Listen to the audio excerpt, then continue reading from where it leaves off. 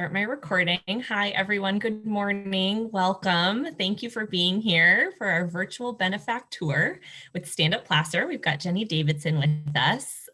Today, you'll be learning about Stand Up Placer's programs, outcomes, and needs. You'll have the opportunity to chat with Jenny and ask questions, and you'll really leave with a good understanding of what they have going on. So we'll hear a presentation from Jenny and follow with some Q&A. A little bit of housekeeping. We are recording this, so if you don't want to be seen, you can go ahead and turn your camera off if you prefer. And we're excited to hear from you. So feel free to use the chat box to react, ask questions. If you've got any technical difficulties, let me know. I'm going to see if there's anyone else in the waiting room. We might have some folks join us. But for now, I'm going to welcome Jenny Davidson, Executive Director of Stand Up Placer, and I will pass it over to her. Jenny, thank you so much. Thank you. Sorry, everybody, I was coughing just before. That's why I went off camera, but hopefully I have that behind me. If I start coughing, just you can give me a moment of grace. I will pull it together. So I'm really excited to talk to all of you today about Stand Up Placer and the fantastic work being done here by much of it by the grace of all of your generosity. So Stand Up Placer has been serving survivors of domestic violence, sexual assault, and human trafficking in Placer County for over 40 years. In April, we had our 43rd birthday, and we've gone by many different names. We started as Auburn Women's Center, then Placer Women's Center, then Peace for Families, and we've been Stand Up Placer since 2012, so 9 years. And I started here almost exactly 9 years ago, was 9 years on the 8th, and I have been Executive Director for just over 5. Our mission is saving lives by empowering survivors and educating communities to stand up to domestic violence, sexual assault, and human trafficking. And we say our mission statement before every meeting that we have. And it's very important to us that we make sure that all the decisions that we make align with our mission. So if you happen to see any of our employees out and about, feel free to quiz them on our mission statement and they should know. Here are our financials. This is just our most recent board report. So this was July to March at about 2.9 million in contracts, just under 200,000 in donations. You can see the other things for a total of about almost 4 million in total income.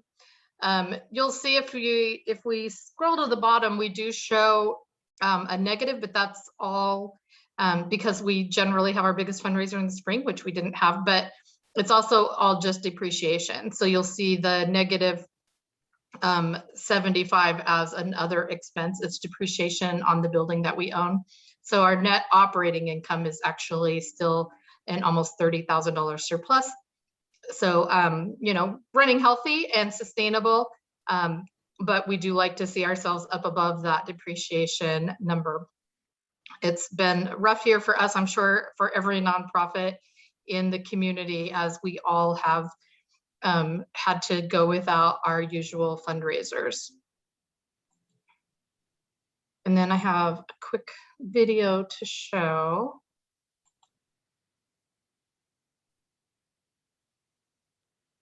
Oh, no.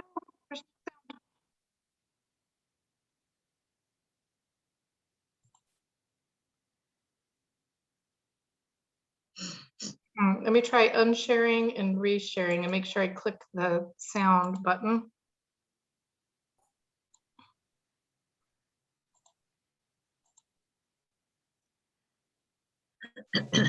Struggling. When we see these health issues that impact the quality of life and length of life, can't hear that a lot of them have. We could hear it. We could hear it, Jenny. Oh, okay, sorry. Go ahead. Their roots in early trauma. We have people who are struggling in our communities right next door, and we might not have the same awareness that other communities might have. There's this belief that everyone else is doing fine. I've been in this business for over 20 years, and the level of violence that we've seen in the last 2 years is more severe than the first 18 years combined. Last year, for the first time we started having to turn people away, we turned away over 500 people. We frequently hear people say that their babies are too young to remember this domestic violence incident or really traumatic incident. Whether or not they can recall a very specific incident, it's changed the way that their brain has developed around how they deal with trauma.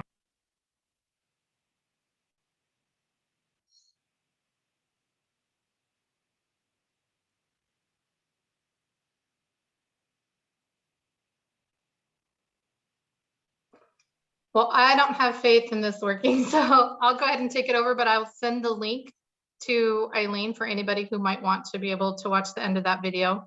It does have a happy ending, and as all of the community partners who were in it start to discuss how we can overcome the trauma that children experience and help them to live healthy lives in the future. So I will make sure and send that link over.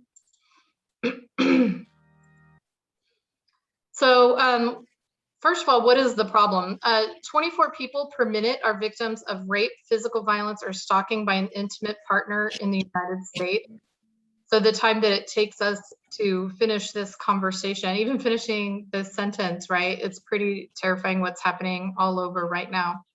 Children exposed to domestic violence are 5 to 7 times more likely to experience significant psychological problems, which is usually like PTSD, anxiety, depression. Over 90% of children who are identified as survivors of sex trafficking have previous involvement with child welfare services. Many were legally in the custody of the state while they were being trafficked. This is not a condemnation of our child welfare system. They're fantastic. What it's telling you is that traffickers know how to spot vulnerable people, and that's who they go after. In fact, I would say that's true for domestic violence perpetrators and our sexual assault perpetrators as well. They identify who is vulnerable, and they're looking to have power and control in a relationship, so they know how to seek those people out. And then one issue that we have is stranger danger education doesn't work because we know that most people do know the person who assaults them. And so we talk a lot to, it's all over social media, like park near a street light and make sure that you aren't alone. And, but it's probably the person that's walking somebody home who's most likely to assault them, not a stranger who may jump out of the bushes. And so one thing we do a lot of is even education for young people to understand that they need to be able to keep themselves safe, both, while they're alone and while they're with others. The charts on the right, the top one, the annual net profits, you'll see that Microsoft, Wells Fargo, Samsung, JP Morgan Chase, and Apple, if you combined all of their revenue globally, human traffickers make more money. So that includes labor trafficking, and we do not do anything with labor trafficking survivors unless it's also part of a domestic violence situation. We generally will refer them to opening doors because they are more of the labor law kind of knowledge base, where we are more focused on sexual trauma as our knowledge base, as the Rape Crisis Center for Placer County. But even still, sex traffickers, that's that second, or the first orange one next to the blue ones, still very much higher, over double what Apple makes globally, right? And still, it's just terrible. And one trafficker who's trafficking one person will make about $1,000 a day off of that one person. If they're trafficking 5 or 10 people, that's $5,000 to $10,000 a day. So financially, they don't see any reason to get out of that because it's so lucrative. And then the other thing is, the deadlier a shooting, the more likely the gunman had a history of domestic violence. And so if more than 6 people are killed in a mass shooting, there's a 70% chance that that perpetrator had a history of domestic violence. So there's a lot of really terrible things going on right now in our community, in our country, in our world. And these are the areas that we are looking to provide resources and services for the victims of these crimes. You may have seen just a couple days ago, an officer was killed in Stockton while responding to a domestic violence call. So it's just far too frequent that even law enforcement is it's one of the most dangerous calls they go out on is domestic violence calls. So it's just such a really difficult situation. So we are looking right now and with funding from the impact grants that came through Placer Community Foundation, even embedding an advocate with Roseville Police Department. So we have it all figured out. It's just Roseville Police Department takes a while to complete a background check. So as soon as they've completed their background checks, we will be right there in the police station, able to go out on these calls with law enforcement. So our survivors have an advocate right away. And what we frequently say is, so sometimes like if law enforcement goes out and they give them our phone number, but they don't actually talk to us that day, and maybe the perpetrator is arrested but released the next day and shows up with chocolate. And so the thing I like to say is we want to get there before the chocolate arrives, right? And we want to be able to give them the services that they need before they get kind of manipulated back into a dangerous situation. Some of our programs, we do have emergency and recovery programs. So under emergency, we do have the crisis intervention by phone or chat. So we have a 1-800 number and we have an online chat. That online chat actually happened because of COVID, and I'll talk a little bit in a minute about what's happened because of COVID, but we started it because we saw a lot of survivors were stuck, isolated at home with their abuser, and they couldn't just call us and say, hey, I need help. So we created an online chat so they could just go to our website and access that assistance for themselves and be able to text us, because they could be working at their computer and silently messaging us through that chat while their abuser may be across the room doing something else. We have a 90-day, 55-bed, pet-friendly, gender-inclusive safe house. And so it's beautiful. We are all very, very proud of our safe house. And folks can go and have a place to really hide out in it's the only confidential safe house in the whole county. It's the only place where folks can be when like law enforcement is looking for a perpetrator of a crime and there's somebody out there who wants to kill somebody. They don't have someplace else they can send them. They send them to us, and we have a lot of security measures in place, and we're able to make sure that they stay safe until that perpetrator is found and arrested. We offer 24/7 on-scene response, so we can respond anywhere that's safe, right? We're not going to respond if they haven't called law enforcement and there's a big fight going on. That's not safe. But we respond with law enforcement. We respond with the hospitals. Really, we've had people say, I'm at Starbucks right now. My perpetrator knows that I come here for my study group, but I really need to talk to somebody. We can send an advocate to Starbucks and just sit there and talk with them while their perpetrator may be watching their location on their phone. And so they can't come to our office, but we can come to them. We have legal assistance. We have a full-time family law attorney and a paralegal. And then all of our advocates are able to also work on things like restraining orders. We do restraining orders, custody, and divorce. And then for recovery, sort of the long-term stuff, we have therapy. We have therapy, we get them in as soon as we can, but it tends to be part of their recovery more than the emergency, because in the emergency, they're just like, I just need food. I need a place to sleep. I need that really emergency stuff. We have support groups, art therapy groups, lots of different kinds of support groups, domestic violence, human trafficking. We have a support group for human trafficking survivors, family members, in case, like a mom can be really stressed about, how do I help my child who was trafficked? How can I, what can I do to help this, help them get to safety, or how do I help them to recover from what happened to them? So we're able to, it's really whenever we have a critical mass of, 3 or 4 people who have the same need, then let's put a support group around that and see how we can assist this group of people.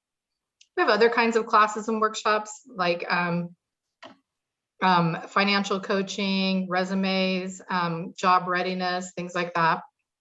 We have a housing program where we have a few different kinds of housing programs. we may have a survivor who their abuser was financially abusing them. And so their name was on everything, but none of the payments were ever made. And so their credit is so terrible, they can't get into a place. And their abuser didn't pay the utilities for 3 months, and they can't afford to pay that off. And now the utility department also wants a deposit on that, right? And so it's almost impossible for somebody leaving after financial abuse to rebuild their lives. So we're able to pay off their utilities, pay off their deposit that they need on their utilities, if they may just need a deposit to get into a new place, but their income is enough to pay the rent, they just can't move and get in there. We can help them with that. We can pay like their first couple of months rent if that's all they need. Maybe they have back rent for a couple months, they need to get caught up. Now their abuser's in jail, but they have to get to ground zero. We can take care of all that for them. And then for people who have a little bit more of a need, if they can't rent anything because their credit is so terrible, we can actually rent it in our name and sublease to them. Or if maybe their credit's not bad, but they just right now they need like really intensive therapy, they may have some follow-up medical stuff and a lot of court stuff, they just can't work right now, we can pay their rent for 12 to 24 months while they're getting back on their feet. We've had people even complete a 2-year college program and exit with an associate's degree and all their credit stuff paid off, and they're ready to kind of take on the world and really participate in their community. So that's really exciting to see. We have a lot of children's programs. If they want to, maybe they want to be in sports, but they can't afford the cleats or the gear they need, we can make sure and take care of that for them. And we make sure that, do they have are they hitting their milestones? Because we've had definitely times with little ones who come to us who are still nonverbal and can't crawl or walk yet, and they're over a year old. We can help the parent work on how to help their child to recover as well. And then all of our survivors do shop for free at our thrift store. Frequently, folks come to us and they have nothing, right? Their abuser even took their ID. They have no debit card. They have no money. They have no place to go. They have no clothing. They left in the middle of the night with pajamas on. We can take care of all that. We can make sure that they and their children have their full wardrobe and whatever they may need to even move into a new place. If you think about if your house burned down and you lost everything today, what are you grabbing as you leave? You're going to grab your pet and you're going to grab your kids, and you might have your social security card, probably not, maybe your license or your wallet, but you're leaving with probably almost nothing.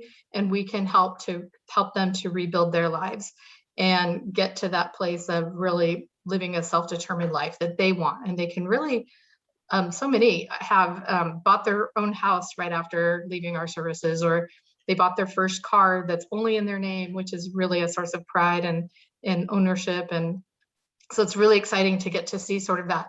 They come to us and they're like literally beaten, right? Like they have a black eye, they have a broken arm, they're discharging from the hospital to come to us. And then they go through our programs, and then we get to see like, not only now they have a degree and they have a car and they're a really vital person in our community who's giving back to the community as well. And then a lot of people ask, why did you become pet friendly? Like with all the things that you're thinking about, you have clients who face all these needs, but it was such an important decision we made in 2018 to become pet friendly, because we kept getting these calls where our survivors were saying like, can I bring my dog? I need to be able to bring my dog. And we had to say, I'm sorry, if it's not a service animal, we can't accept pets. And then we decided to become pet friendly, and we had to go through some stuff with the county to get that okayed and all the stuff that we did. But eventually we got there in 2018. And we know that 70% of abusers will abuse a pet as a way to control the victim. And 50% of victims stay longer because they're afraid of what will happen to their pet if they tried to leave. So we really wanted to make this decision in order to help our survivors. And the adorable thing is we get to see all these animals come. They're so confident. And the survivors are more confident because they have their pet there with them. So we have one hallway in our safe house is pet friendly, and the other hallway is pet free. So if people have allergies, or maybe their abuser used a dog as a form of the abuse to bite them and stuff, and it's happened, they don't have to be afraid. They can be in their pet free hallway where they never have to have that fear.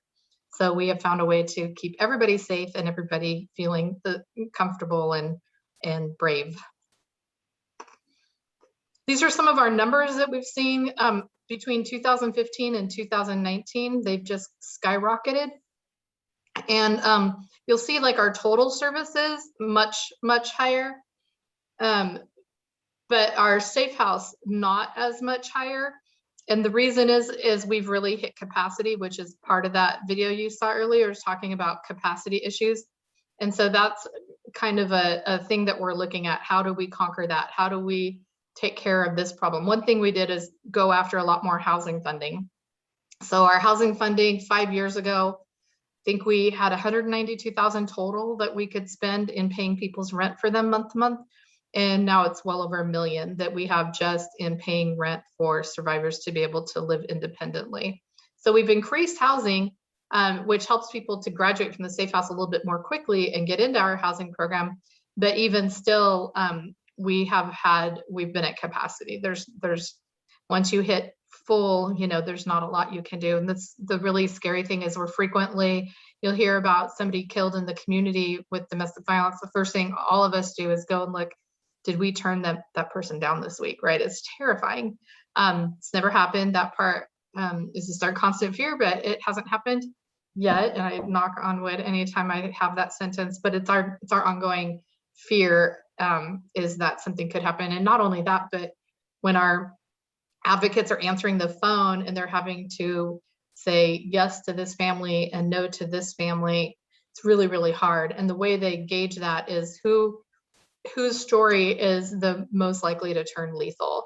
And so we take the people who are the most at risk, the people who have the most danger, get them into our safe house. But for the other folks, we try to find those other programs, right? Like, what if we just paid your deposit somewhere? Or what if we, were able to pay off an eviction that you may have on your record so that you can get into housing of your own? If you're not in, like, say the perpetrator was arrested, but it was the perpetrator's home, so they can't stay there.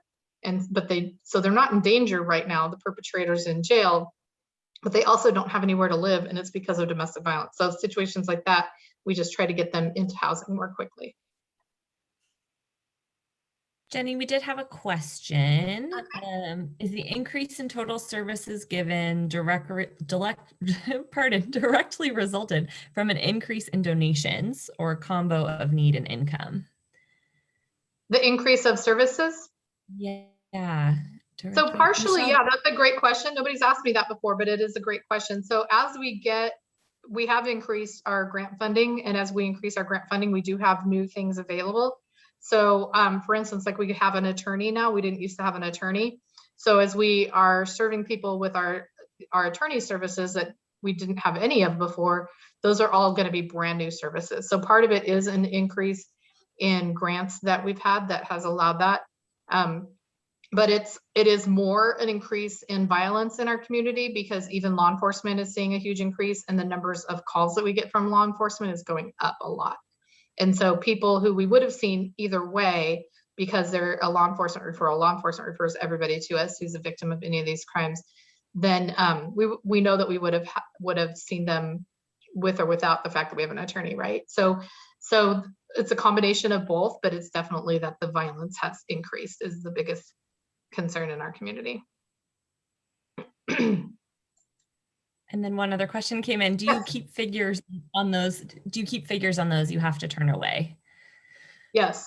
Yeah, we are constantly tracking. And the kind of strange thing for me is I've been talking with other domestic violence agencies about their turnaways, because it's something that really, really causes us a lot of concern.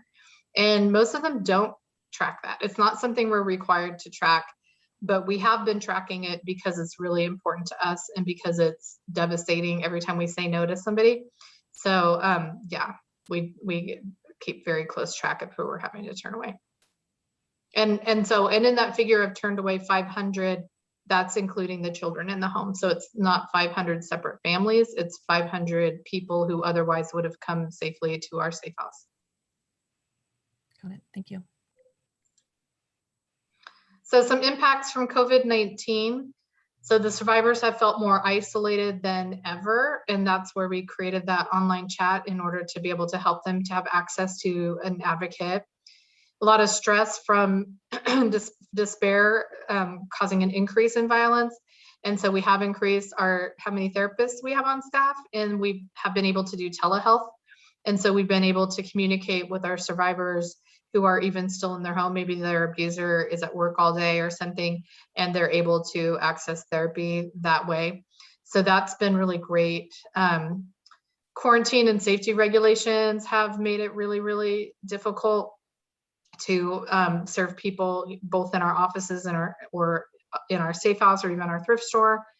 And so we've increased the number of hotel vouchers, and we made our safe house rooms multifunctional. So we now have in our safe house bedrooms a refrigerator, a microwave, and a television, which we never used to have any of that. And that was all stuff that happened in common spaces, because we have 5 kitchens where they can go and prepare their meals. But now, if at least some of it's happening in their room, then they're not having to share the air that much. And that's the thing that we keep hearing, stop sharing air. And so we have done things to try and shore up those kinds of areas. Another issue we had was small, tight offices. So we had, multiple people in one office, and if they had to see a client, then you have a lot of people sharing air. So we moved to a new office in Roseville with Placer Community Foundation's help, and we were able to put in safety cameras and a lot of different, everything we have now is controlled by a badge. That's how you get in anywhere. So there's no lost keys or worries there. And so that's really been fantastic, because it has more separate offices instead of so many combined spaces. So folks aren't having to share a small office with others and have everybody wearing masks the whole entire day, right? So if they have their own office and they can have their mask off while they're in their office until the survivor shows up, and then everybody masks up.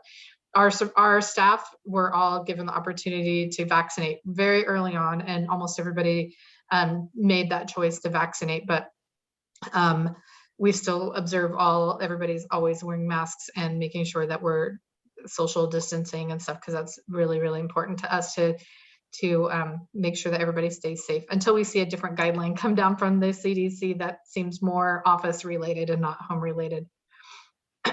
And then all of our fundraisers were canceled. Our thrift store was closed for weeks, and then has had shorter hours and stuff because we haven't had the volunteers that we used to have. And so Placer Community Foundation also helped us with that, because we had so many issues with just like, how do you open a thrift store at 20% capacity and make ends meet when you're, like a shirt is $1, it's like what we make on the items it's really more of a program for our survivors to be able to shop for free and to be able to get furniture and the needs that they have for their household items than it is like a money maker. So that has also been a concern for us. Jenny, we got a couple of questions. How do you outreach to minority communities, and what are diversity numbers? So yeah, I don't have our diversity numbers in front of me, but our staff is 60% like white, cis, hetero, and 40% other, not that. So we are pretty diverse staff, especially considering that we're in Placer County. It's really hard to find those staff, but we make sure that we advertise in spaces, not just like going to Indeed, right? But like, let the Latino Leadership Council know that we're hiring. Post it in the Black Lives Matter space on Facebook, or just we make sure that we're doing our outreach in a very diverse area through different mediums, not just maybe the way that maybe happened in the past. And then our clients definitely reflect the diversity that we see in our staff. I think they feel safe, they feel comfortable because the people who are assisting them look like them. And then we also did a cultural competency program back in 2013, where we really looked at every single space to make sure it wasn't just, like our garden even, right? If it's all iceberg lettuce and tomatoes, right, that's not a very diverse garden. So we put in some bok choy, we put in some jalapenos, or right, like so really looking at the finest details. What does the art look like on the walls? Or what does, like, do we have ways for people to make rice? Because it's a staple for most other, groups of folks who might not cook like I do, like chicken and mashed potatoes every day or something, right? So it's a more foundational component. So we make sure that we always have food in our pantry that would be kind of a diverse from different kinds of recipes than my grandma made of handed down. And we make sure that we have art and books, our children's books. We make sure that our children's books are very diverse in nature. And even I have my own little stack of books right next to me right now that is, I loan out to our staff that are all, some of the DEI kinds of things, just to make sure that I just bought them with my own money, but brought them to work because I know sometimes our staff really want to take part in something, but they may not be able to afford to go and buy all the books that everybody's talking about. So, okay, well, they're here, they're free. Please borrow them anytime you want. Happy to loan. That's great, Jenny. I love that. I know we got a comment, diverse garden, very insightful. That's something I never would have thought of. So good for you for doing it. Yeah. It's very important to us to always be looking around for how we can make that happen for folks. That's terrific.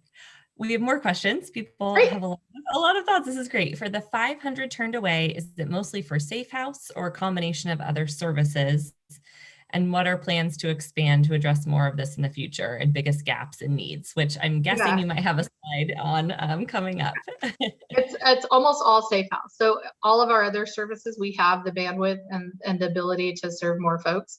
So I would say it's all Safe House, but I'm sure there's probably been a time when somebody wanted to see our attorney that week and he was booked up that week and next week was too far away because they called us on Tuesday, their court date's on Wednesday, but we don't have an opening to meet them that quickly. So I'm sure that happens sometimes, but the only thing we're regularly turning people away is Safe House. And that's because it's a structure that you can't just easily make bigger, right? We can add more employees to help the problem easier than we can. And almost any grant that comes out is never for any kind of capital improvements. It's like it's specifically against any kind of capital improvement. So Safe House tends to be the only housing too.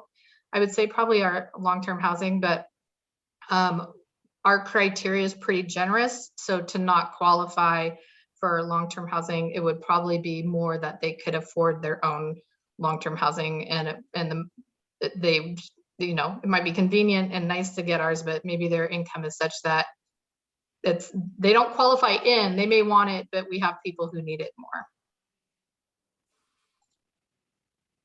So a couple new things. We do have a new house opening for our human trafficking survivors. And that's just waiting on the people who are living in there right now. They're moving out. So we've already rented it. It's ours to go. I think at the end of June, we'll get it. And we're going to have staff there, and it'll be when human trafficking survivors need to come to us immediately and they haven't COVID tested yet. They haven't quarantined or anything because we do have everybody COVID test before they come into our Safe House. And so they can go into that immediately and get that support that's more one-on-one until they have cleared a COVID test and everything, and then they can come into our regular Safe House. So we're really excited for that. And then we did just open up a new service office in Roseville that we're loving. It has a warehouse. Gosh, I could go on and on about. They planted flowers just because we said, oh, this backyard's going to be so great for the kids to play. And they said, there's no flowers out here. There needs to be flowers if kids are playing. And so they put in a really nice picnic table and flower beds and everything. And our new landlord couldn't be more kind and generous and loving of our population. So that's fantastic. Our old landlord we had actually made us sign something saying that our clients would never be in the hallways disrupting other businesses. I'm like, is every business having to sign this or just us? And they said, just you guys because of the clientele you serve. And I'm like, that you can't, what? You can't do that, so it was bad. Jenny, I'll share that wonderful video of Chivis and someone else doing the tour of the new office. You can just see the delight in the staff. Everybody's so excited. Thank you. Absolutely. We had one other question. Do you have volunteers working in your garden, or do residents volunteer work in the garden? And do you take food donations? Yes, on all. We do have a volunteer who comes in, I think, weekly to make sure that it's weeded and stuff, but she will work with the clients as well if we have clients in that moment who want to. It's very healing to let the clients do it and to kind of get their hands in the dirt. And then for the kids to, if they planted a tomato and they see it grow tomatoes, they're more likely to try tomatoes for the first time, where in the past they're like, I'm not eating a tomato, but if they grew that tomato, they can't wait to eat it. So it's also a really great learning experience for children, and they love playing in the garden. So we have a volunteer who works with the survivors in the gardens. We've had times when we don't have any survivors who want to, or it's very hot and they're just like, I don't care that we have a garden. We're not going to force anybody to work in the garden. But we do have volunteers who keep it up nicely anyway. What was the other half of that question? If you take food donations like rice. Oh yeah, absolutely. So we have a great big pantry that we like to keep full. And we encourage, like a lot of times our survivors, when they first come to us, they have no option but to access that. We can get them signed up onto CalFresh right in our office. They don't have to go to the county to do that. And so they'll start getting food stamps. We encourage them to just save their food stamps when they're with us and to eat our food. Because if you think about it, when they get their own place, if you right now thought, oh, I'm going to make this one recipe tonight, you look at the list of ingredients, you probably have half of them, right? You're going to have to go to the store and buy the other half, but you've already you have salt and pepper, you have cumin, you have, right? So you already have a lot. They won't have anything. They're starting brand new, fresh. They need everything. So we encourage them while they're with us to eat the food from our pantry. And then when they go, then they have more food stamps to help them to get started in their new place. And then an extra shout out. So some things that we really love, of course, we just really love Eileen and Veronica and everybody over there. But some things like the leadership summits. Every year we have almost our whole board. Every year I find myself writing to Eileen saying, can we have a second table? Because we have so many people. Everybody always wants to come to the leadership summits, and we all refer to them, like even now they're like, remember when they came out and they talked about why we have term limits and that their circle expands every time, like the reach that your agency has out to the outer circle that person, so they're always talking about, remember when they talked, the Wonder Woman got up there and said this. And so they frequently will refer to one of the leadership summits as really sort of their compass for why we make a decision one way or the other. So that's really fantastic. The frequent trainings, and this year having them be free, has been phenomenal, right? Like they'll every time I'll have somebody ask me like, hey, this training's coming up, this looks really good, is it something that we think we can send some people to? And that's gold for nonprofits who the training budget is always the hardest one to come up with. I did get a scholarship from Placer Community Foundation to attend the Executive Director Academy that CNL put on a couple years ago. And the phenomenal thing about that, well, the training was great. It was fantastic. I still have my binder. I still refer to it. But the really great thing is the relationships that were built during that 1 year academy, because we still meet. And I think we graduated like 2 years ago, but we still meet once or twice a month. And we call ourselves our support group. It really has become kind of a support group. It's also like, okay, so how do who has solved for, if you have somebody who, says this and they have this issue and like, you want to help with this, but, so, oh, this is what I did, we're always giving each other tips and hints, and there's no feeling of like you don't want to share everything. We share the most difficult, the dark days when we're like, why did I choose to be an executive director of a nonprofit? Those moments to like, this is awesome. Like, let me tell you our win. And a lot of the people, I'm way past baby age, but a lot of them have had babies. And so we're getting to see all the babies grow up. And it's really been such a wonderful, beautiful group that was born out of that academy. So love that. And then the connections with other nonprofits. And we also have like a monthly meeting that at first with COVID, we were meeting, was it every 2 weeks at first, Eileen? And I think now it's monthly, where all the executive directors can come and talk about what are the challenges we're facing right now.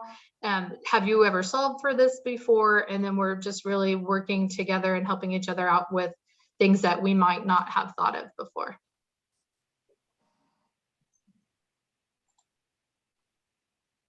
And thank you, because well over 5,000 victims a year receive over 100,000 services each year. So that's huge.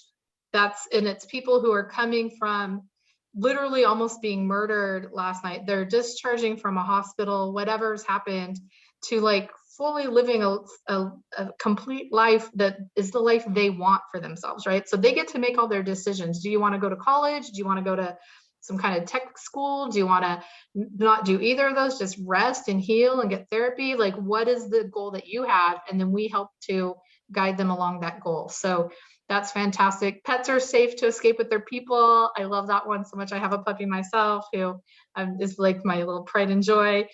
So I love seeing that for our survivors, and all of our staff can bring their pets to work as well, which is really, really great. And then our clients love to see those, especially dogs. I don't think anybody's brought a cat, but not staff, but we have had cats in Safe House, quite a few. An average of about 20 infants call our Safe House their first home. They discharge from the hospital into our Safe House each year. And a lot of times mom was pregnant here, and, and then we get to be, like, okay, do we have a go bag? We're that other person. And they deliver and come back here. And a lot of times they deliver at the hospital, and then the hospital realizes that there's some domestic violence going on and call us and arrange for them to discharge from the hospital to come to our Safe House. So that's phenomenal.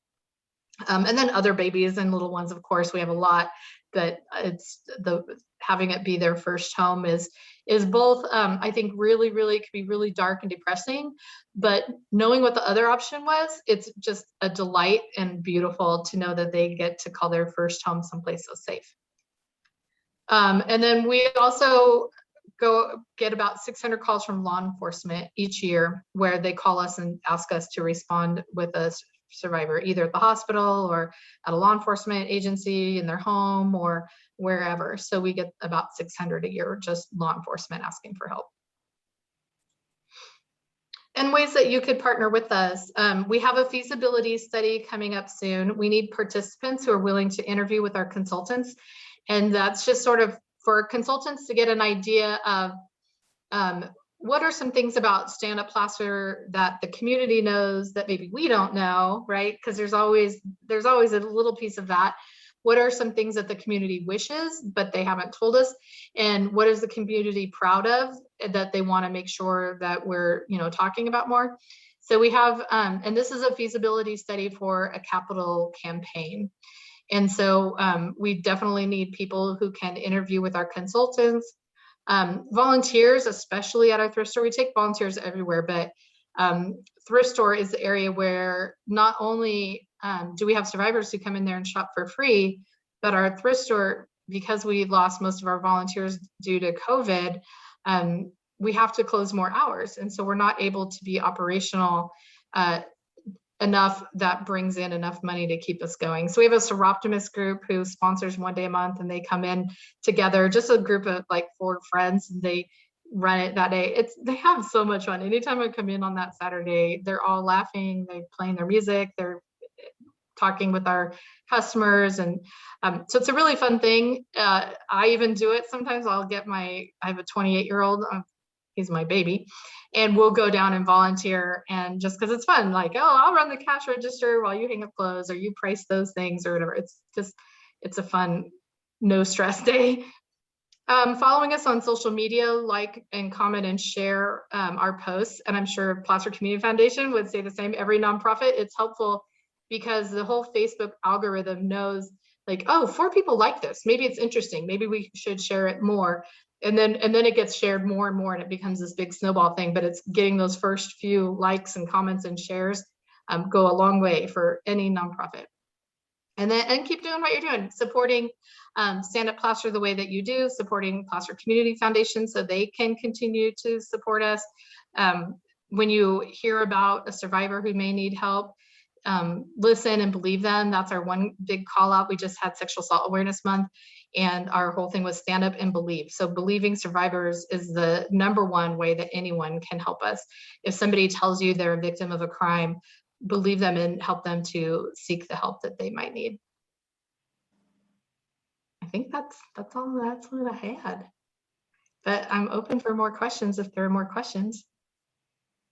Jenny, thank you so much. I dropped your Facebook page link in the chat. Vicki asked about the address for the thrift store. That's also in the chat. I can send those in my follow-up email as well. But thank you so much for what you do for our community, for who you are, for partnering with the Community Foundation, and just for your time today. Thank you so much. I will open it up. I think I've got a lot of questions. Oh, here we go. Here's one. What's the ratio men to women survivors?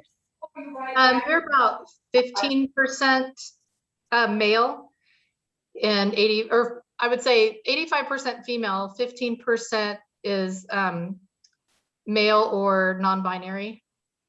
And so, and some of those would be the children, right? So it's all sort of one big statistic. But it still is true, like whether it's the children or adults, it's about 15% male or non-binary. And Jenny, can you talk a little bit about how you did a rebrand to be kind of more gender inclusive just recently? I think yeah. I'm like, I don't know how one right with me, but our colors used to be very pink and yellow and purple. And we did do a rebrand. Oh, well, you can see it on or you saw it on our presentations earlier, or if here are my business cards, with teal, purple, and goldenrod, in order to have it be less, everything seemed pink. And it seemed, I would think if I were a man looking for services, that I would look at all this pink everywhere and go, this doesn't apply to me. They're not here to help me. And so we got rid of all the pink and replaced it with teal. And all of our photos, we've made sure that all of our photos are diverse so that folks understand that they can access our services regardless of gender. And, we have, everything's LGBTQ friendly. In fact, our only prevention program we have right now is reaching out to the LGBTQ community and working on prevention stuff with high school age students. It's really hard to get funding for prevention. Especially as state budgets go away, it's hard to say. You can't prove numbers by prevention. You can say 10 people went through this or 40 people went through this, but you can't prove that 40 fewer people came in as victims, right? We can count how many victims we've served, but we can't count how many violent situations we prevented. So it's hard. Although we did do a study a few years ago to count. They looked at everything. If somebody's a victim of a felony, domestic violence, or sexual assault, and human trafficking would be more expensive, but they looked at how much does it cost for the jail time, how much does it cost for the sheriff who responded, how much does it cost for the hospital treatment, how much does it cost for the judge and the deputy, and like they added the whole thing up, and the cost of just one felony incident was over $500,000, and that's Placer County numbers from 2014, so it's much higher than that now. Let's see. So you touched on this a little bit, the age range of survivors, mostly wondering about teenagers coming. How much of that you're seeing? A ton. And I would say most of our survivors are probably between 15 and 25. If you looked at kind of a, standard deviation from that, right? Like I would say 15 to 25 is probably most, but still quite a few who are older and younger. Our youngest trafficking victim was 4, and our oldest trafficking victim was 73. And so there's that whole range, but most of our trafficking victims tend to be 15 to 20, 22, something like that. So, and then when you look at sexual assault, same in that middle age range. Intimate partner violence, students, 1 in 3 high school age kids is a victim of intimate partner violence. And so that's a lot of teenagers, but it's also something that we definitely see all the way up. Just a couple years ago, we looked at our services to people over the age of 60, and they had gone up by 383% over the 2 years before that. So it's all ages, especially the domestic violence. Thank you for those answers. And then one other question, what kinds of clothing needs for men are there specifically? I would say it's probably the same whether they're male or female. We probably have all the same needs, and all of our clothing donations go to our thrift store because that's where our survivors can shop and pick out anything they want, instead of us saying, you look like a medium, here's the 4 outfits you get for the next 3 months, right? And they're like, this is not my style. Like, everything here is not the color I would want. But they get to go to our thrift store and get anything they want. And that's true for all of our survivors, uh, anywhere on the gender spectrum. And so I would say it's probably the same for any gender. And I think sizes can also be an issue, like the very large or very small sizes are hard to get in. And so we end up with, if all of our survivors were a size 10 or 12, we'd have no problem, right? But it's like, that's not the case, right? So we need the smaller sizes, the larger sizes, the medium ones too, because a lot are, right? And a lot of our shoppers are. So I would say all sizes, all kinds. And I have this funny little story. I know Eileen's heard this before, but we had a survivor come in who had only her abuser had never let her wear the color pink. He didn't want her in pink. She wasn't allowed to own pink clothing. So when she came to us, she went to our thrift store and just picked out anything that was pink in her size. She wanted all the pink she could have. She was gonna, this was the hill she's willing to die on, right? She's gonna get everything pink.